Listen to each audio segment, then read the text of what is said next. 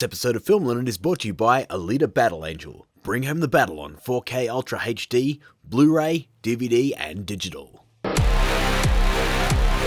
That's so great! Hey guys, welcome to Film Learnin, the show dedicated to learning some filmmaking and learning good. And welcome back to the second video on my series covering my visit to Weta Digital thanks to Fox and Alita Battle Angel, which is now on Ultra HD, Blu-ray, DVD, and digital. Now gang, I mentioned in the previous Weta Digital video, which you can click the card above and check out, that in addition to going onto the performance capture stage, I also had the opportunity to sit down and do a one-on-one interview With Mike Cozens, the Animation Supervisor on Alita Battle Angel. Now Mike has been working in visual effects for 20 years. He spent 3 years as the lead animator on James Cameron's Avatar films. He then went on to supervise the extended edition of the film. He worked as the senior animator on the first 2 Hobbit films in Peter Jackson's trilogy, and then he moved on to animation supervisor for the Battle of the Five Armies. He also worked as the animation supervisor on James Mangold's The Wolverine and Ridley Scott's Prometheus. His most recent work's been on Pete's Dragon, the new Avatar sequel, Flight of Passage, and of course, Alita Battle Angel. So how's about I stop talking and we just get to the interview?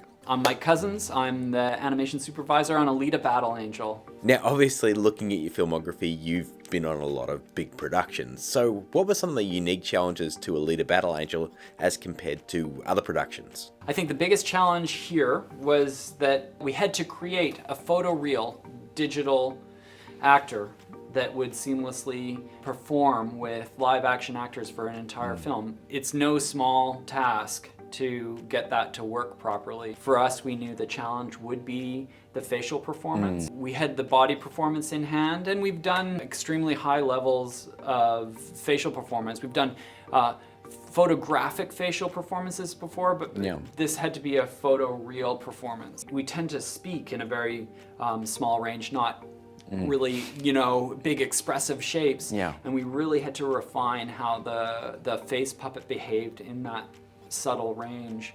So we built that face puppet 176 times, and with 2,500 face shapes. It was an enormous task, but I think the result shows where our evolution is going in terms of facial animation, and was quite successful. Yeah, absolutely. I mean, for me, one of the key moments was when Ito gave Alita her name and she jumps on him and gives him a big hug. I mean, the expressions that Alita makes, I mean, that was as photoreal for me as any live action performance. See, that's an interesting moment that you've called out there, because I've been thinking about that one. That there's in that moment, she does a really wild, like Rosa did a really crazy facial expression. It wasn't just a smile. Her face lit up, and there were conscious choices she was making, acting choices she was making, and then there was a whole bunch of subconscious stuff. Because she was in the moment and excited, her face did a whole bunch of wild things that we transferred and retained on the Alita performance. But I think the interesting thing for me as an animator is that if you asked me that to create a shot where Ito's giving Alita her name and Alita needs to react, I would probably key it in a much simpler way. And having Rose's performance as a foundation for that moment, it totally changed how that moment came off. And again, it comes off in a very natural, believable moment, because we do all this crazy stuff with our face. I would never have done that combination of facial moves because I would have thought that was crazy. Exactly, you need that. You need somebody to lead you through all this, and and it's the director and it's the performers for these characters that again become the center of what we're working around. The other big challenge is we had all these big action scenes that started from storyboards or script pages and needed to be visualized for Robert, and that was another big challenge, because for those shots you basically take a sketch of an idea, a verbal cue from Robert, and you start assembling shots together, and slowly over time start figuring out choreography and cut angles and coverage. He's editing, and there's a huge collaborative conversation that happens in order to build a scene like Underworld or Motorball or the ambush alley fight. Those are really interesting creative challenges on a really wide scope, because you're like, in a way, anything goes, and you can throw lots of ideas into that work, and that's a fun collaborative process with Robert. Was there ever a specific shot or moment when you were working on Alita that you felt like, we've 100% nailed this as a believable photorealistic human performance? I think that, like, if I think of her, there was a couple shots we looked at in Nick's presentation where she's arguing with Ito over, she wants Ito to put her in the berserker body, the body, and Ito's like, no way, I'm not doing this, and she starts to get angry with him. And I have a teenager and an on the cusp teenager, and I see those raw reactions to things in these characters. Now, Rosa gave us this performance, but we had to be very careful to retain that performance through this translation from Rosa into this digital world.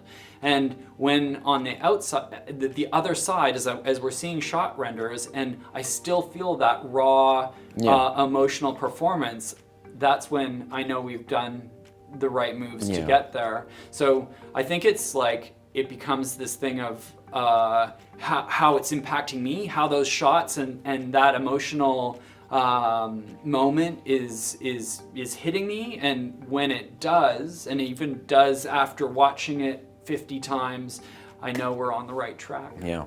Obviously, looking at your filmography, you've been doing animation for a long time.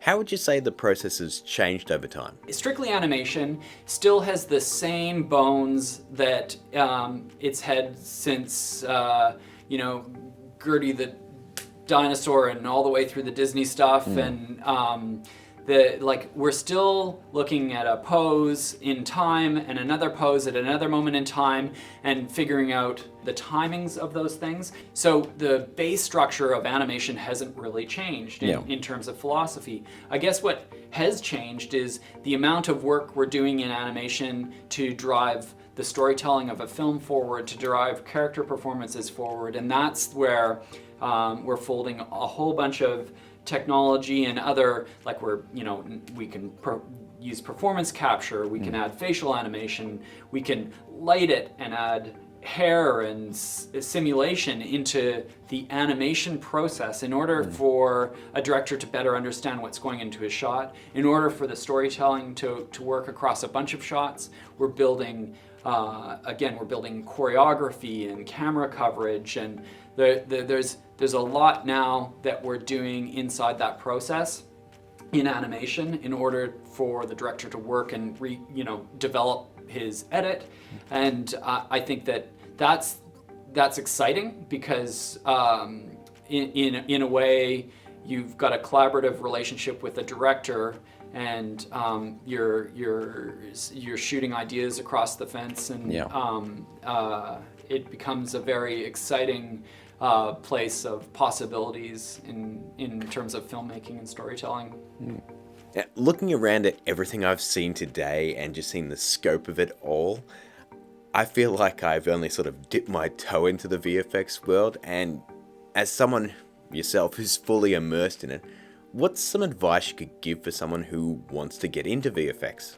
The thing that I see when I'm looking at a variety of artists that are, wanting to come to work at Weta, or, like students, is the ones that always,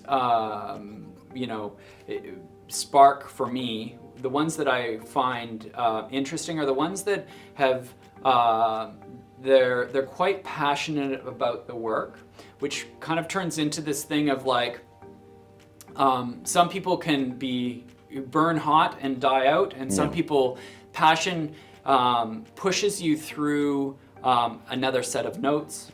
It pushes you through, like a critique, or it pushes you to do the next thing. And it's always, the people that can pick up and keep moving, because I get a lot of notes, and I gotta every day go out and try again when something's not landing. And that's sort of the process in visual effects, is being able to be sort of bulletproof and just keep on moving forward to that goal, which is a final shot. And I'd say, you know, for students and for people wanting to get into the industry, again, just being passionate and learning how to get up and keep moving forward and keep building that next thing that eventually becomes a reel, or, you know, your calling card, or whatever it is the critical thing.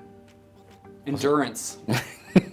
That's all I got for you, Mike. So Thank you. Thank you Really very nice much, talking Mike. to you, Grant. So, there you have it, gang. Believe it or not, that was actually my first interview I've ever done. Now, it did also help that Mike was extremely nice and just an all-round cool dude. I really hope we can talk again in the future. And hey guys, if you did enjoy the video, please smash that like button. I really do appreciate it, and it does help out. Stay tuned because we still have another couple of videos left in our Weta Digital series, so keep an eye out for that. And the best way to do that is hit that subscribe button below and turn that notification bell on so you don't miss any videos. And speaking of checking things out, I've got 2 other videos right over here, as well as my social media crap here if you want to follow me. We've got the Patreon right here if you want to support us, or you can click that join button below and support us directly on YouTube. But until I see you again, guys, keep learning.